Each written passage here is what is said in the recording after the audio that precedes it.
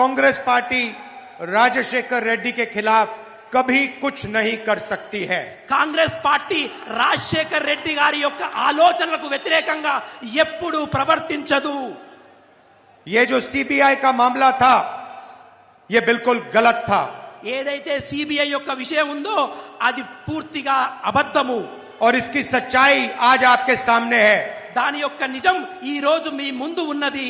Congress party ने राजशेखर रेड्डी का नाम चार्जशीट में कभी नहीं डाला। కాంగ్రెస్ పార్టీ రాజశేఖర్ రెడ్డి గారి పేరును ఛార్జ్ షీట్ లో ఎప్పుడూ చేర్చలేదు। ये नाम किसी और ने अपने फायदे के लिए डाला था। ఇది ఎవరో వారి యొక్క స్వలాభం కోసం చేసిన పని। राजशेखर रेड्डी हमारे थे, हम उनका कभी नुकसान नहीं कर सकते हैं। రాజశేఖర్ రెడ్డి గారు మావారు, వారికి ఎప్పుడు నష్టం రానివ్వము।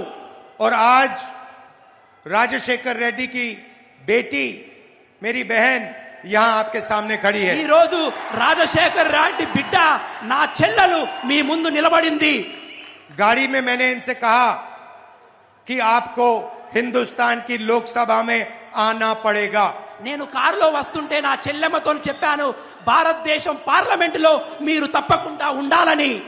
शर्मिला के लिए नहीं मगर राजशेखर रेड्डी की पॉलिटिक्स, राजशेखर रेड्डी की सोच, राजशेखर रेड्डी की राजनीति के लिए। ఇది షర్మిల గారి గురించి కాదు, రాజశేఖర్ రెడ్డి గారి సైద్ధాంతిక విలువలు వాళ్ళ ఆలోచనలో పార్లమెంటులో వినబడాలి అంటే షర్మిల గారు పార్లమెంటులో ఉండాలి।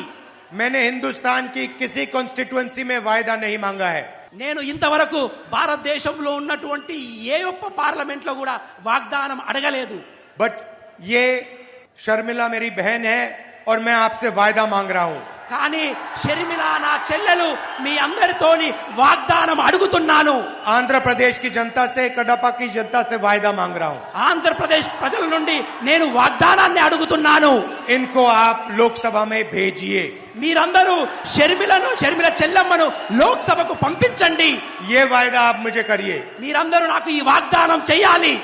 क्योंकि मैं चाहता हूं कि एक बार फिर आंध्र प्रदेश की जनता की आवाज, दिल की आवाज लोकसभा में दिखे। ఎందుకంటే ఆంధ్ర ప్రజల యొక్క ఆలోచన, వాళ్ళ మనసులో ఉన్న ఆలోచన ఢిల్లీ పార్లమెంటులో వినబడాలి। और ये काम ना चंद्रबाबू नायडू ना जगन रेड्डी कर सकते हैं। ఈ పని చంద్రబాబు నాయుడు గారు గాని జగన్మోహన్ రెడ్డి గారు చేయలేరు। शर्मिला को मोदी नहीं दबा सकता। షర్మిల గారిని మోదీ గారు ఏమీ చేయలేరు। कोई सीबीआई, कोई ईडी नहीं चलेगी। ఆమె ముందు ఏ సిబిఐ ఏ ఈడీ ఏది నడవదు।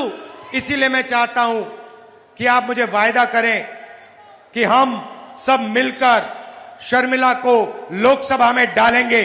కాబట్టి మీరందరూ నాకు వాగ్దానం చేయండి, నా చెల్లెలైన షర్మిల గారిని లోక్సభకు పంపిస్తామని। बहुत बहुत धन्यवाद। नमस्कार। जय हिंद।